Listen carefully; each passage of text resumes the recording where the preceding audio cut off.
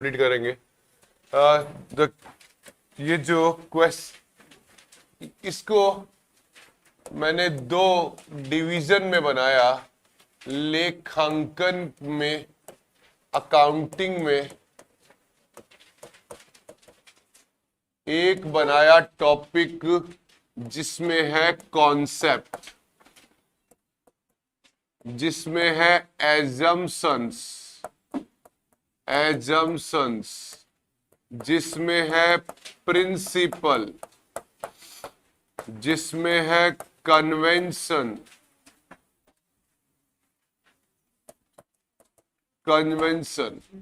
मतलब इस चैप्टर में एक है आपकी अवधारणा, एक है आपके पास मान्यता, एक है आपके पास सिद्धांत और एक है परंपरा।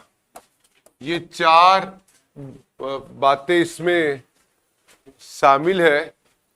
और परिचय जो ये तो एक है, और एक है केवल जिसमें लिया है मैंने इंट्रोडक्शन। इंट्रोडक्शन का मतलब परिचय, बुक कीपिंग क्या होता है, अकाउंटिंग क्या होता है, वो सब यहाँ पे है। क्वेश्चन देखो, ये वाला जो चैप्टर है यहां से तो क्वेश्चन पूछता ही पूछता है हर एग्जाम में। यहां से कभी कभी पूछा जाता है, अगर पूछा जाएगा तो क्वेश्चन दो बन जाएंगे, और अदरवाइज ये एक क्वेश्चन तो यहां से बनाना ही है इसको। अब देखो, ये जो चैप्टर है ना, इसमें जो कॉन्सेप्ट है, मतलब अकाउंटिंग के बेसिक फंडामेंटल्स हैं इसके अंदर, मैं इन्हीं को एक्सप्लेन कर रहा हूं पहले, और जब ये यूनिट कंप्लीट करूंगा तो मैं यहां पर आ जाऊंगा।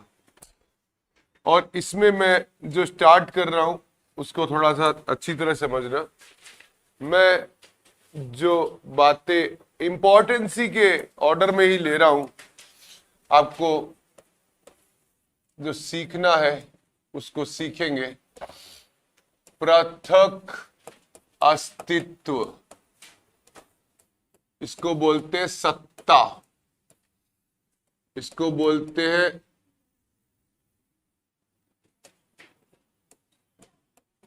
व्यवसाय अस्तित्व, इसको बोलते हैं सेपरेट एंटिटी कॉन्सेप्ट, इसको बोलते हैं केवल, ये भी बोलते हैं एंटिटी कॉन्सेप्ट, इसको कभी कभी केवल ये भी बोला जाता है बिजनेस एंटिटी कॉन्सेप्ट। देखो, ये जो कॉन्सेप्ट है, इन कॉन्सेप्ट में कीवर्ड्स है, आप उनको समझ लो। एग्जाम में वही डायरेक्ट पूछे जाते हैं और उसका डायरेक्ट उसका आंसर मिल जाएगा आपको। सर, ये सेपरेट एंटिटी कॉन्सेप्ट क्या कहता है? तो उसको ऐसे समझो कि देखो, एंटिटी का मतलब होता है सत्ता, एंटिटी का मतलब है व्यापार। एक एग्जांपल करते हैं अपन, जैसे एक पर्सन का नाम है राम, और उसने क्या किया? स्टार्ट किया। क्या स्टार्ट किया? बिजनेस स्टार्ट किया, और बिजनेस का नाम रखा उसने राम स्टोर्स। ये राम स्टोर, इसका ये है बिजनेस, और ये है ऑनर। बिजनेस को शुरू करने वाला कौन है? राम। राम ने जो बिजनेस एंटिटी बनाया उसका नाम क्या है? राम स्टोर्स। ठीक है, आपको ये बात तो पता चली, लेकिन ये इनके बीच में एक, इनको सेपरेट करने वाली एक कॉन्सेप्ट है जो है एंटिटी कॉन्सेप्ट। एंटिटी कॉन्सेप्ट ये कहता है, अगर अकाउंटिंग की बात करते हैं, लेखांकन की बात करते हैं, तो अकाउंटिंग पॉइंट ऑफ व्यू से ऑनर का और बिजनेस का दोनों की बुक्स अलग अलग बनेगी। मतलब दोनों की बुक्स ऑफ अकाउंट्स अलग अलग बनेगी, दोनों की लेखा पुस्तक अलग अलग बनेगी। रिलायंस इंडस्ट्री की बुक्स अलग रहेगी, मुकेश अंबानी की अलग रहेगी। मतलब ये सेपरेट एंटिटी कहता है कि अगर आपने दोनों को मिक्स कर लिया तो आप ईयर के एंड में बिजनेस का रिजल्ट कैसे डिक्लेयर करोगे? तुमने ट्रांजैक्शनों को तो मिक्स कर दिया, ऐसी माथापच्चियां चलती है इकेरा लेखा सिंगल एंट्री में, जिसको बोलते हैं अपूर्ण लेखा, वहां मिक्स कर लेते हैं लोग। पर हम तो डबल एंट्री सीख रहे हैं, दोहरा लेखा सीख रहे हैं। तो उन्होंने कहा कि भाई पहले ही समझ लो कि बिजनेस और उसका owner accounting point of view से दोनों अलग अलग हैं। इसका मतलब बिजनेस की एसेट और लायबिलिटी अलग होगी, ऑनर की एसेट लायबिलिटी अलग होगी। बिजनेस के एक्सपेंस और इनकम अलग होंगे, ऑनर के एक्सपेंस और इनकम अलग होंगे। बिजनेस का टैक्स अलग होगा, ऑनर का टैक्स अलग होगा। इतना अलग अलग होगा कि इस बात को देखो, राम ने जब बिजनेस को स्टार्ट किया तब उसने क्या लगाई, कैपिटल। क्या लगाई, कैपिटल। 5 लाख रुपए क्या लगाई, कैपिटल। किसने लगाई, क्या शुरू किया, बिजनेस। तो ये बिजनेस की में जो पैसा लगाया, तो ये बिजनेस जब अपनी बैलेंस शीट बनाता है, उसके 2 साइड होते हैं, एसेट और लायबिलिटी। और वो बोलता है, बिजनेस अगर बोल सकता, लिविंग पर्सन होता और बोल सकता, तो पता है क्या बोलता, राम तू अलग है, मैं अलग हूं। तूने 5 लाख रुपए लगाए हैं, तो मैं उस 5 लाख को बिजनेस में क्या मान रहा हूं, लायबिलिटी, और उसको लायबिलिटी साइड पर दिखा रहा हूं कैपिटल। कितने रुपए, 5 लाख। देखो लायबिलिटी साइड पे दिखाया है आपने। और साथ में ये और बोला कि तेरे को हम ट्रीट करेंगे बिजनेस में क्रेडिटर। क्या करेंगे, जैसे बाकी लोगों ने बिजनेस को पैसा उधार दिया है, तो तूने भी तो उधार ही दिया है। तो इसका मतलब ऐसा कौन सा कॉन्सेप्ट है जो ये कहता है कि बिजनेस और ऑनर की दोनों की बुक्स अलग अलग बननी चाहिए, सेपरेट सेपरेट एंटिटी, दोनों की एसेट लायबिलिटी अलग, इनकम और एक्सपेंस अलग। स्वामी की पूंजी, ऑनर की कैपिटल को बिजनेस में क्या मानते हैं, लायबिलिटी। ऑनर को बिजनेस में क्या मानते हैं, क्रेडिटर। और अगर कभी ऑनर ने अपने पर्सनल यूज के लिए व्यापार से क्या निकाला, पैसा, या अपना पर्सनल खर्चा, एक्सपेंस, बिजनेस के अकाउंट से पेमेंट कर दिया, तो वो बिजनेस अपना खर्चा नहीं मानेगा, वो उसको ड्राइंग बोलेगा। क्या बोलेगा, ड्राइंग। मानेगा ही मानेगा ड्राइंग। और एक साथ एक बात और है, जैसे ऑनर बोलता है कि भाई बिजनेस को मैंने धंधे में पैसा लगाया है, तो मेरे को उस कैपिटल पर क्या चाहिए, इंटरेस्ट चाहिए। क्या चाहिए, इंटरेस्ट।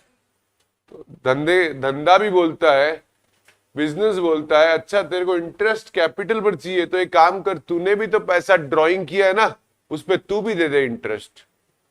ये किस वजह से होता है, बिकॉज ऑफ एंटिटी कॉन्सेप्ट। अब एंटिटी कॉन्सेप्ट की 5 बातें सुन लो। पहली बात, अकाउंटिंग पॉइंट ऑफ व्यू से बिजनेस और ऑनर दोनों सेपरेट होते हैं, दोनों की बुक्स अलग अलग होती है, दोनों की एसेट लायबिलिटी अलग अलग होती है, दोनों के इनकम और एक्सपेंस अलग अलग होते हैं। ऑनर को बिजनेस में क्रेडिटर मानते हैं, लेनदार मानते हैं। ऑनर की कैपिटल को लायबिलिटी साइड पर दिखाते हैं। ऑनर के पर्सनल एक्सपेंस को ड्राइंग मानते हैं, और ड्राइंग पर इंटरेस्ट ऑन ड्राइंग चार्ज करते हैं। इससे ऊपर कोई क्वेश्चन नहीं बन सकता, इसके अंदर सब बातें इसी के अंदर आ गई। कौन सा कॉन्सेप्ट है ये, पहला, separate entity concept. Okay, very good afternoon Hemant, Mitali. आगे थर्ड नंबर पॉइंट पे बात करते हैं, सॉरी सेकंड नंबर पॉइंट पर। हिंदी में बोलते हैं second number point, very most, रूढ़िवादिता। बहुत सारे नाम हैं, परंपरावादी, पुरातनवादी, संकुचनवादी, अनुदारवादिता, विवेक, दूरदर्शिता, बहुत सारे नाम है। इंग्लिश में दो नाम ध्यान रखना। पहला कंजर्वेटिज्म, दूसरा प्रूडेंस। कौन सा? प्रूडेंस। अब सुनो, देखो ये जो कंजर्वेटिज्म कॉन्सेप्ट है, कंजर्वेटिज्म का मतलब होता है ट्रेडिशनल होना। ट्रेडिशनल होने का मतलब है परंपरावादी होना। सर ये एग्जाम का सबसे इंपॉर्टेंट कॉन्सेप्ट है। इसमें से क्वेश्चन डेफिनेटली जनरली पूछा ही जाता है। तो सर ये कॉन्सेप्ट हमें कहता क्या है? और इसमें सर देखो इतने सारे नाम तो मैंने हिंदी में लिख दिए और अभी भी कोई लिस्ट कंक्लूसिव नहीं है। क्या पता और कौन सी हिंदी और आ जाए, पर एक बात तय है 99% तो यही आएगी। और अगर फिर कभी चूक जाता है तो इंग्लिश वाले दो टर्म याद रखना, कंजर्वेटिज्म और प्रूडेंस। इनके अलावा कभी कोई नाम यूज नहीं होगा इनका। अच्छा सर, तो ये हमने जो बात कही किसके लिए बात चल रही है? कंजर्वेटिज्म के लिए। तो कंजर्वेटिज्म हमें क्या मैसेज देना चाहती है, एक बार पहले वो समझते हैं। देखो ये जो लोग रूढ़िवादिता से चलते हैं, ये व्यापार जो रूढ़िवादिता से चलते हैं, उसका आपको एक एग्जांपल देता हूं, समझो। देखो जो यहां राजस्थान की बात कर देता हूं पहले। राजस्थान के जो लोग हैं ना, ये बड़े कंजर्वेटिव लोग हैं। मतलब पूरे पूरे जो है इंडिया में राजस्थान के स्टेट के लिए लोग बोलते हैं बहुत अंधविश्वासी लोग हैं, परंपराओं से बंधे हुए हैं, ट्रेडिशनल बहुत ज्यादा है। और किसी मूवी के अंदर किसी राजस्थान के किरदार को दिखाया जाता है तो जनरली मारवाड़ी सेठ दिखाया जाता है जो केवल पैसे की लैंग्वेज की बात करता है। तो लोगों के बीच में छवि भी यही जाती है कि राजस्थान कोई इंडस्ट्रियल स्टेट नहीं था, यहां रिसोर्सेस बहुत कम थे, लेकिन लोगों ने स्ट्रगल किया और उन रिसोर्सेस से भी उन्होंने बड़े बड़े एम्पायर बना दिए। तो इसका मतलब है उनमें एबिलिटी तो थी, उनमें क्षमताएं भी थी, क्षमताएं आज भी है। लेकिन जैसे यहां मैंने राजस्थान में कुछ विशेष चीजें देखी है। क्या देखा? राजस्थान में जब लोग रहते हैं ना तो कास्टिज्म की बात करते हैं आपस में। ये अग्रवाल है, ये मीणा है, ये गुज्जर है, ये ब्राह्मण है, सारी जातियां अच्छी है। बात ये नहीं है, बात ये है कि यहां ही चर्चा होती है केवल। आप चले जाओ गुजरात, आप चले जाओ महाराष्ट्र, तब आपके लिए एक ही सेंटेंस यूज होता है, मारवाड़ी है ये मारवाड़ी है। आप लंदन में चले जाओ तो पता क्या बोले, he is Indian specially Marwari. पता है वो इस बात का मतलब क्या है? इस बात का मतलब यह है कि वो ये कहना चाहते हैं ये वो दुर्लभ प्रजाति है जो पूरे विश्व में पाई जाती है, सभी जगह पाई जाती है, और ये इतनी रेयर प्रजाति है कि ये सब जगह व्यापार करना जानती है, चाहे स्थितियां अनुकूल हो चाहे प्रतिकूल हो। इनको चाहे लैंग्वेज समझ में आए चाहे नहीं आए, पर धंधा समझ में आता है इनको। पता है धंधा क्यों समझ में आता है? क्योंकि इनकी परवरिश ट्रेडिशनल हुई है। सर परवरिश ट्रेडिशनल का मतलब क्या है भाई? ट्रेडिशनल का मतलब ये है कि ऐसे लोग जो व्यापार करते हैं तो उनको हमेशा हमेशा से ये टेंडेंसी होती है कि गवर्नमेंट को टैक्स जो है वो कम देना है, देना ही नहीं पड़े सबसे पहली बात तो, और देना पड़े मजबूरी है तो कम देना पड़े। अच्छा सर, तो सर टैक्स कम देने के लिए अब होता क्या है, उनको अपने फाइनल अकाउंट जब बनाते हैं तो उनको सरकार को फाइनल अकाउंट दिखाने पड़ते हैं, रिटर्न भरना पड़ता है। तो P and L account, balance sheet, ये उनको दिखाने पड़ते हैं। तो वो पता है क्या करते हैं, वो वाकई तो बिजनेस चलाने में बहुत कुशल होते हैं, धंधे में मुनाफा भी कमाते हैं, लेकिन अपने पी एंड एल अकाउंट में जहां पर क्या आते हैं खर्चे, उन खर्चों को क्या दिखाते हैं ज्यादा, वास्तविक से ज्यादा दिखाते हैं। और इनकम को क्या दिखाते हैं कम। और बैलेंस शीट में एसेट को क्या दिखाते हैं कम, और लायबिलिटी को क्या दिखाते हैं ज्यादा। ऐसा करने से बुक्स में उनके प्रॉफिट जो हो जाते हैं वो क्या होते हैं कम, और प्रॉफिट कम होते ही उनका टैक्स भी क्या होता है, और टैक्स कम चुकाओगे तो आपके पास काला धन, इसको बोलते हैं गुप्त संचय, इसको बोलते हैं सीक्रेट रिजर्व। कौन से रिजर्व? सीक्रेट रिजर्व क्रिएट होते हैं, काला धन इकट्ठा होता है। इसका मतलब इन लोगों के पास अकूट संपदा होती है, लेकिन ये डिस्क्लोज नहीं करते क्योंकि ये चले इस तरीके से, इनको व्यापार में ये सब चीजें पहले से ट्रेंड थे। ये लोग इतने गहरे होते हैं कि इनको आप नहीं नाप सकते। इवन मैं जब पहली बार जब चार्टर्ड अकाउंटेंट बना तो किसी के यहाँ ऑडिट करने गया। आप जयपुर कभी जाएं तो देखें, जयपुर में परकोटा है जिसको बोलते हैं पिंक सिटी, ओरिजिनल सिटी बोलते हैं लोग उसको, सिटी शहर, पुराना शहर। वहां आप देखोगे तो सारी बिल्डिंगें पिंक कलर की है, गुलाबी रंग की है, नीचे शॉप्स बनी हुई है, बरामदे बने हुए हैं, मार्केट रोड पैरेलल चलता है, वह सारे पुराने बनिए हैं सारे।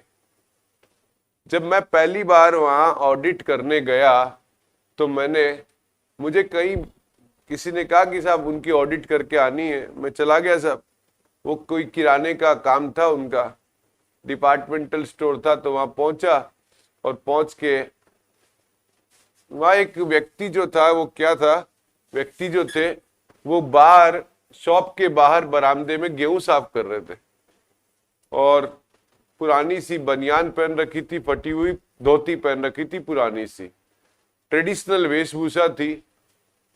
तो मैंने उनसे पूछा, मैंने कहा सेठ जी कहाँ हैं? खड़े हुए और अंदर जाकर उस कुर्सी पर बैठ गए। तो मेरे को समझ में आ गया सेठ जी यही है।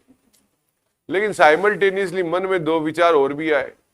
पहला विचार ये आया कि काम तो कर देंगे, कोई दिक्कत नहीं है, पर इनसे ऑडिट की फीस कैसे मांगेंगे, इनकी हालत तो बड़ी गड़बड़ है। खैर पहला काम था, करना भी था। साहब उन्होंने अपनी बुक्स ऑफ अकाउंट्स दी और जैसे ही उनके बुक्स ऑफ अकाउंट्स को देखा तो पता चला कि ये तो बड़ा व्यापार है इनका, इतना बड़ा खेल है और ये फिर ऐसे रहते हैं। ये इनसे सीखने वाली बात है। बहुत गहरे बिजनेसमैन है। पता है वो किस हिसाब से चलते हैं? रूढ़िवादिता। दुकान में आदमी भी नहीं, अकेले, सामान भी वही देंगे, हिसाब भी वही बनाएंगे, सब चीजें। ये बहुत इंस्पिरेशन वाली चीज लगी। आपको क्या लगता है, आप कभी शॉपिंग करने जाते हो WTP में, तो वहां आपको कोई दुकान का मालिक मिलता है, शॉपकीपर, अलग अलग तरह के बालों में कलर कर रखा है, अच्छे कपड़े पहन रखे हैं, बढ़िया गैजेट हाथ में। आपको पता क्या लगता है? ऐसा होना चाहिए, साला जिंदगी ऐसी होनी चाहिए, बिजनेस ऐसा होना चाहिए। आपको पता ही नहीं है। उनकी हालत तो बहुत खराब है, बहुत खराब है। जितने इनकम नहीं है उससे ज्यादा तो खर्चे और EMI है उनकी। वो जानते हैं कैसे चला रहे हो। आसान नहीं है व्यापार चलाना।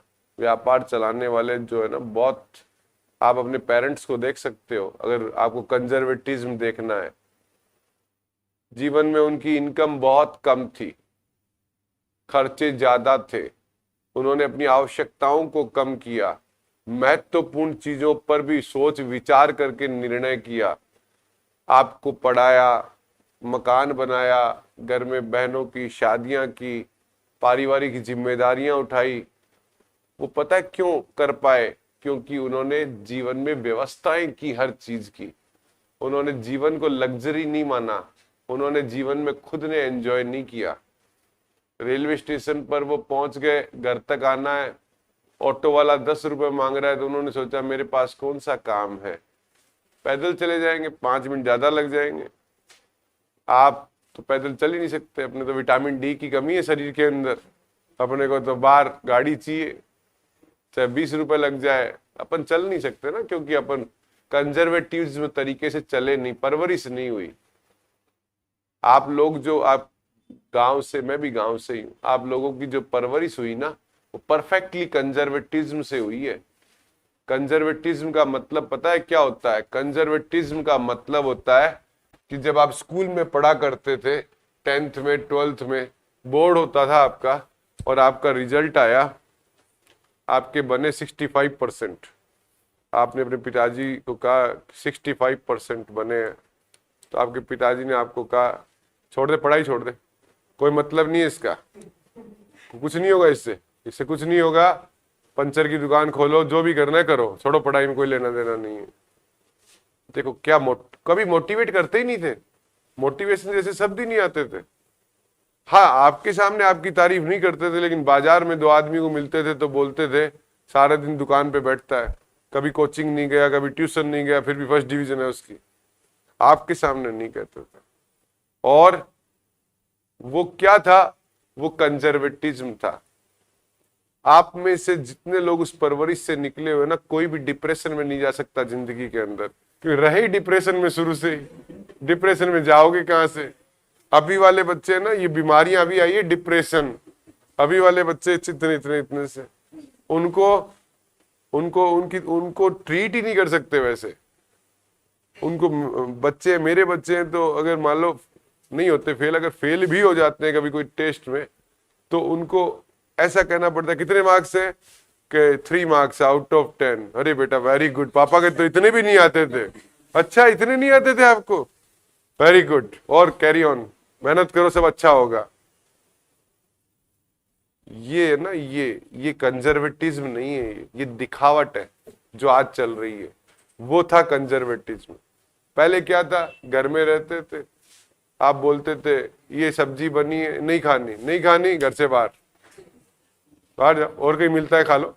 यहाँ तो यही है, ये है ओरिजिनलिटी। अभी वाले कि नहीं, नहीं खानी, नहीं खानी, जोमेटो से मंगा लो कुछ।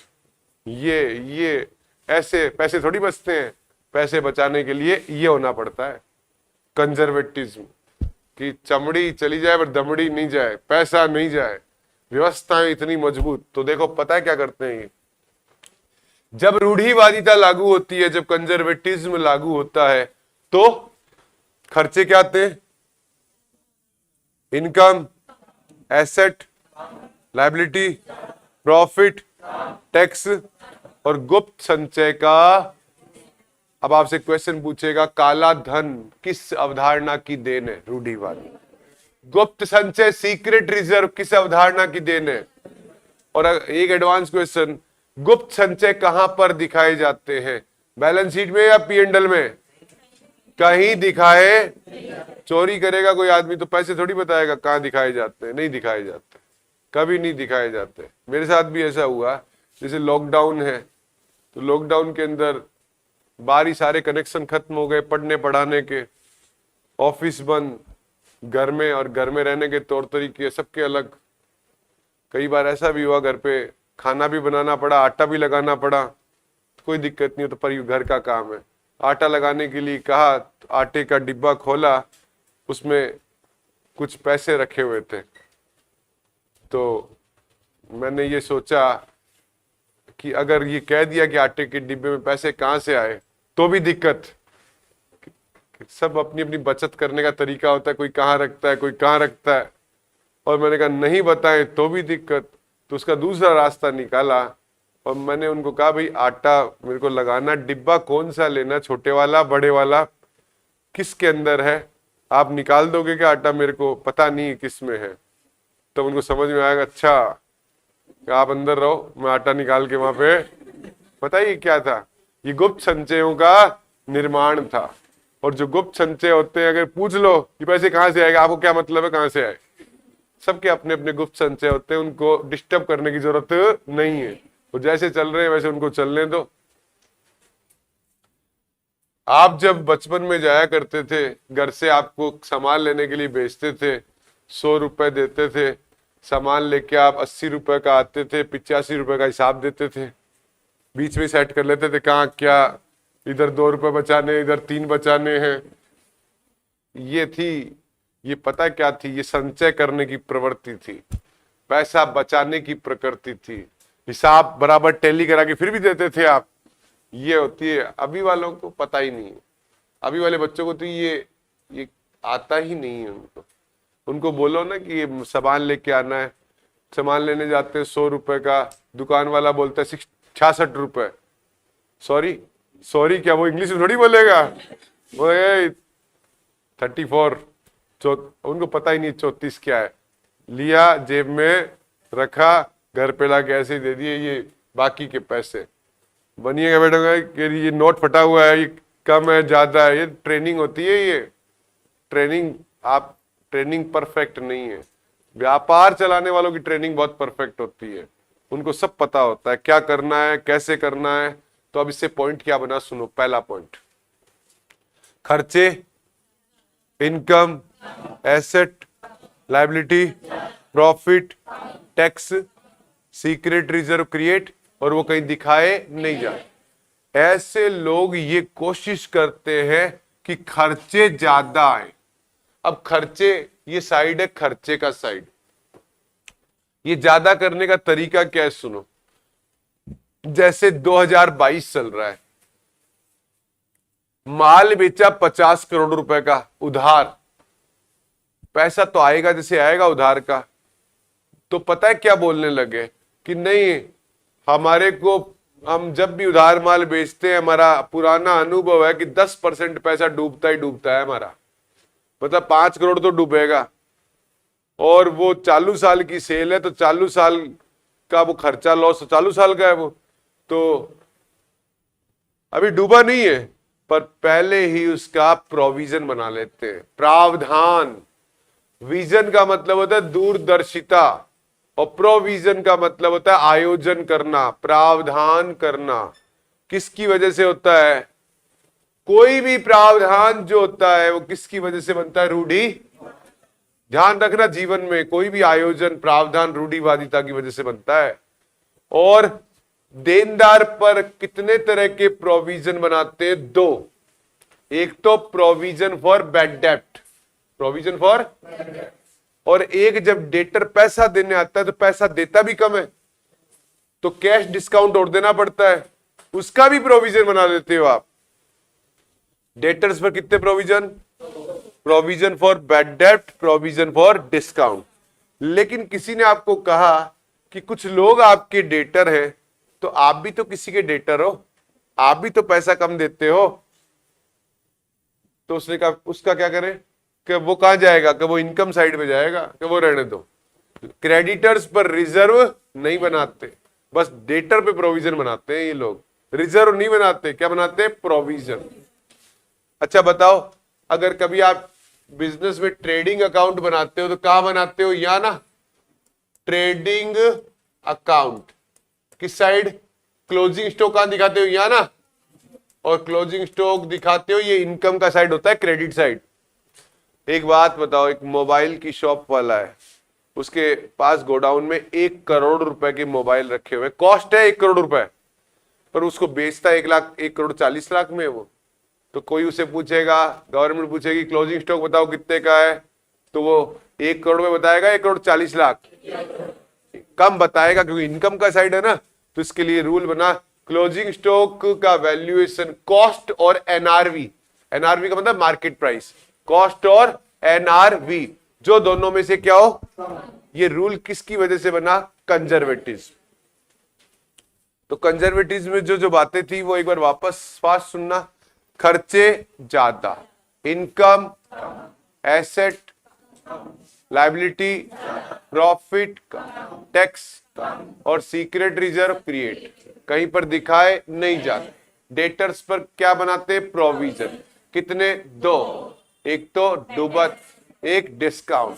क्रेडिटर पर रिजर्व नहीं बनाते। क्लोजिंग स्टॉक का वैल्यूएशन कॉस्ट और एनआरवी दोनों में से जो भी कम। ये कहते हैं फ्यूचर के एंटीसिपेटेड लॉसेस, भविष्य की संभावित हानि, फ्यूचर के एंटीसिपेटेड लॉसेस का प्रोविजन तो आज ही कर लो, लेकिन फ्यूचर के एंटीसिपेटेड प्रॉफिट को क्या करो, इग्नोर कर दो। क्या कर दो, इग्नोर। संभावित हानियों की बात तो करते हैं, लाभों की बात नहीं करते। क्लियर। अब इसी अवधारणा में एक बात छुपी हुई है जिसको हिंदी में और इंग्लिश में दोनों में समझ लो। इसको बोलते हैं विंडो ड्रेसिंग। विंडो ड्रेसिंग, इसको बोलते हैं दिखावटी साज सज्जा। दिखावटी साज सज्जा। अच्छा सर, ये दिखावटी साज सज्जा का मतलब क्या है? देखो, दिखावटी साज सज्जा का मतलब है ये कंजर्वेटिज्म का एक्सेप्शन है, अपवाद है, अपोजिट है, उल्टा है। ये कभी नहीं कहता ऐसा कि खर्चा ज्यादा दिखाओ, टैक्स कम दो, काला धन इकट्ठा करो, ये नहीं बताता ऐसा कभी। तो ये सर क्या बताता है? ये तो अपवाद है, उल्टा है रूढ़िवादिता का। सर उल्टा है मतलब?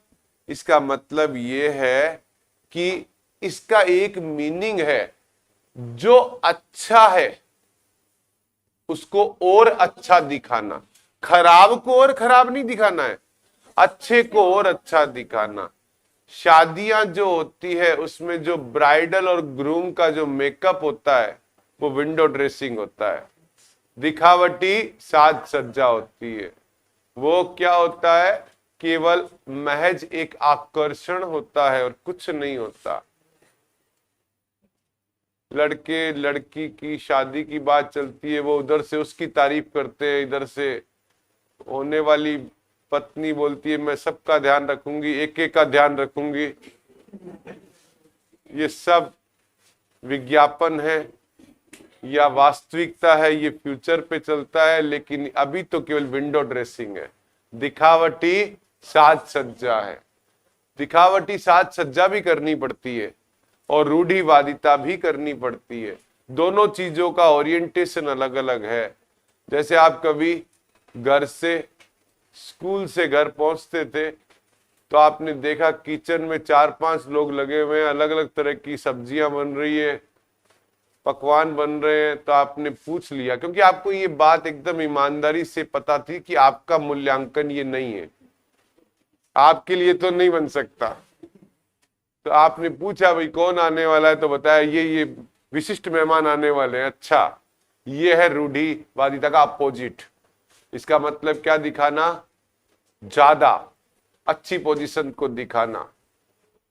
और जैसे ही अगले दिन आप स्कूल से आए, किचन में कोई नहीं था, आपने ऐसे ही पूछा वो खाना क्या, वो कल वाला भी खत्म हुआ नहीं, फ्रिज में रखा हुआ है। ये है ओरिजिनलिटी। अगले दिन आपने देखा किचन में केवल खिचड़ी बन रही है, तो आपको लगा कि पहले दिन जो खर्चा ज्यादा हुआ था उसको सेट कर रहे हैं, उसको 3-4 दिन ऐसे ही चलेगा। ये है ओरिजिनलिटी आपकी, जो आप जीते हो ना, वो ओरिजिनलिटी तो ये है। और जो वो है ना, वो रूढ़िवादिता है। मेरे अभी पड़ोस में कुछ समय पहले एक लड़के की शादी हुई। मैं तो उसको शादी से पहले भी देखता था, पर शादी के बाद मैंने देखना शुरू किया अच्छे कपड़ों के साथ में। शाम को घर से निकलता नाइट सूट पहन के निकलता। मेरे को लगता ये ऐसा ही परिवर्तन अगर है तो अच्छा है। 3-4-5-7-10 दिन के बाद में बनियान और पजामे के अंदर गली में घूम रहा था। मैंने कहा अब सब कुछ ठीक है? कहा अब सब ठीक है। ये तो है ओरिजिनलिटी। वो जो चल रहा था ना, वो था विंडो ड्रेसिंग। तो ज्यादा दिन तक चलता नहीं है विंडो ड्रेसिंग, आना तो रूढ़िवादिता पर ही पड़ता है। ज्यादा टाइम तक कैसे चलाओगे? आप चला ही नहीं सकते। ओरिजिनली इसका मीनिंग पता है क्या है?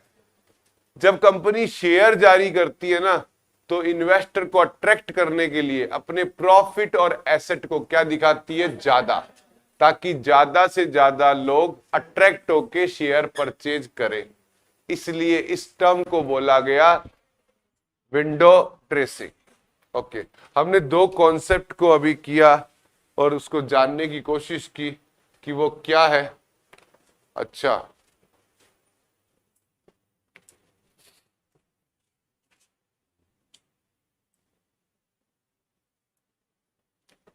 पहला कॉन्सेप्ट कौन सा? सत्ता, पृथक अस्तित्व, व्यवसाय का अस्तित्व, स्वामी का अस्तित्व व्यापार से क्या होता है? अलग। दोनों की बुक्स क्या होती है? अलग अलग। दोनों की एसेट, लायबिलिटी, इनकम और एक्सपेंस क्या होते हैं? अलग अलग। इतने अलग अलग होते हैं कि स्वामी को व्यापार में क्या मानते हैं? लेनदार। स्वामी की पूंजी को बैलेंस शीट में किस रूप में दिखाते हैं? लायबिलिटी।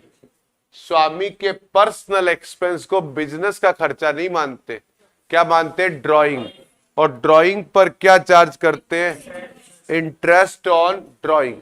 इतनी बातें याद रखनी है इसके अंदर। और उसके बाद में पहले मैंने सिखाया आपको कौन सा? रूढ़ि, विवेक, संकुचन, परंपरागत, रूढ़िवादिता, दूरदर्शिता। चलो साहब पढ़ते हैं। ये कॉन्सेप्ट कहता है कि भविष्य की कोई संभावित हानि है, फ्यूचर का कोई एंटिसिपेटेड लॉस है, उसकी व्यवस्था तो पहले ही कर लो, पर संभावित लाभों की बात मत करो। ऐसा सोचोगे, ऐसा करोगे तो बुक्स में खर्चे क्या आएंगे? ज्यादा। Income, asset, liability, profit, tax और गुप्त संचयों का, और वो कहीं पर दिखाए नहीं जाएंगे। इसी वजह से डेटर्स पर क्या बनता है?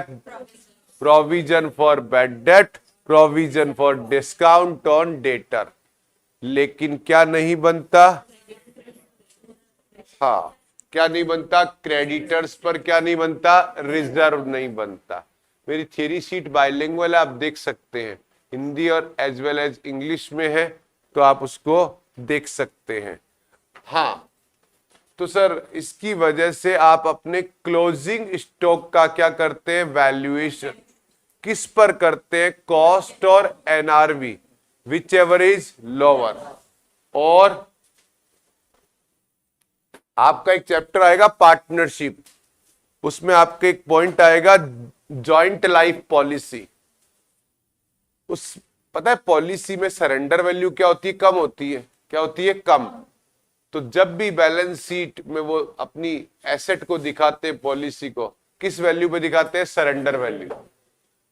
तो सरेंडर वैल्यू पे क्यों दिखाते हैं? क्योंकि वो कंजर्वेटिज्म है, दिखावटी साज सज्जा, इसका क्या है? एक्सेप्शन है, अपवाद है। क्या होता है ये? जब कंपनी अपने क्या जारी करती है? शेयर, तो इन्वेस्टर को क्या करती है? अट्रैक्ट। उसके लिए अपने प्रॉफिट और एसेट को क्या दिखाती है? हाँ, तो इस आर्ट को क्या बोलते हैं? Window dressing. बहुत इंपॉर्टेंट कॉन्सेप्ट ये क्यों बन जाते हैं? क्योंकि छोटी छोटी बातें हैं, क्वेश्चन पे जब आ जाती है वो बातें तो लोग जनरली समझ नहीं पाते। सेंटेंस, इनकी लैंग्वेज, इनका थियरी बहुत ज्यादा इंपॉर्टेंट होता है आपके समझने के लिए। अगली बात करते हैं। क्लियर ये बात? थर्ड नंबर पॉइंट भी सुने।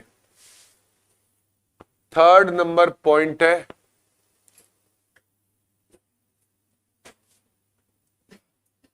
अच्छा, अभी अपन अकाउंटिंग सीख रहे हैं, वो दोहरा लेखा सीख रहे हैं, इकहरा लेखा?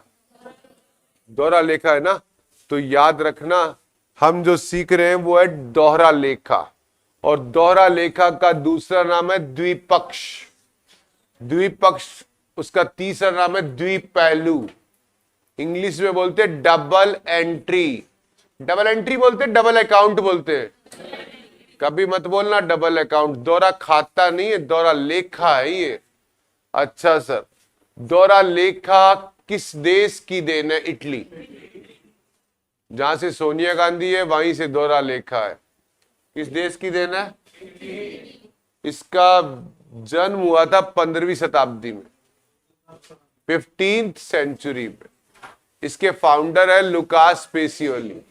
Lucas Pacioli. क्या है क्या दोहरा लेखा?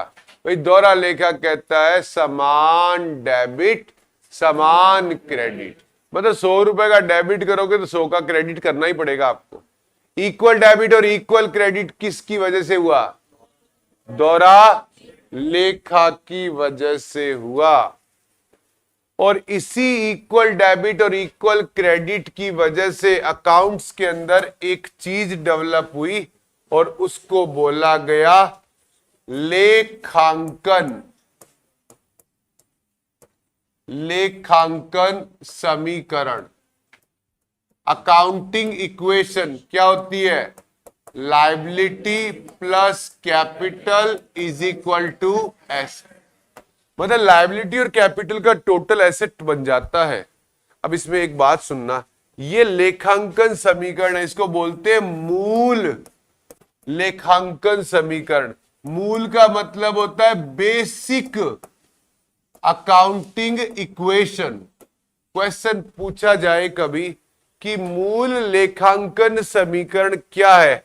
ऑप्शन ए ये दिया, option b asset minus liability is equal to okay, c asset minus capital is equal to liability, और डी ऑल। आंसर क्या होगा? आंसर होगा ए। बेसिक पूछा है। क्या पूछा है? बेसिक। मूल तो यही है, मूल समीकरण तो यही रहेगी। अगर ये क्वेश्चन ये बोलता इनमें से कौन सा कथन लेखांकन समीकरण के लिए सत्य है, चारों सब सही है, सब सही है ऑल, लेकिन बोल रहा है मूल बेसिक क्या है? बेसिक तो यही बना हुआ है बस, liability plus capital is equal to asset, और लोग टिक लगाते हैं इसका आंसर ऑल। ऑल नहीं होगा भैया, बेसिक तो केवल एक ही है, वो ये है, बाकी तो इसका डेरिवेशन है, इसको समझाने का तरीका है और कुछ भी नहीं है, केवल और केवल यही है। और ये इतना अट्रैक्टिव क्वेश्चन है, हर बार कराता हूं, स्टूडेंट नहीं समझते हैं। और इस बार अभी कुछ महीने पहले कॉलेज लेक्चरशिप का एग्जाम हुआ और उन्होंने यही क्वेश्चन यूज किया, और फिर वही वाली बात, आधे लोगों का वही जवाब, any of the above, all. कि सर ये बात तो सही है ना, बात सही और गलत की थोड़ी चल रही है, बात वो कह रहा है मूल क्या है। कोई बोलता है ना आपको ऐसे, कभी पूछ ले भाई साहब मूल निवासी कहाँ के हो आप, तो आपने कहा हरियाणा का। हाँ भाई साहब, आपकी आवाज से लग गया था। अब आप जयपुर में रह रहे हो, कलकत्ता में रह रहे हो, छोड़ो उस बात को, रह कहाँ रहे हो, क्या पूछ रहा है मूल कहाँ के हो, जड़ कहाँ की है आपकी। जड़ तो अकाउंटिंग इक्वेशन वही है ऊपर वाली, बेसिक तो वही है, आगे केवल उसको एक्सप्लेनेशन है। खैर याद नहीं रहा डेप्रिसिएशन के 3 4 5 क्वेश्चन, कल आते ही याद दिलाना, पहले वो करेंगे और फिर इसको आगे कंटिन्यू करेंगे। अभी के लिए इतना ही, थैंक यू।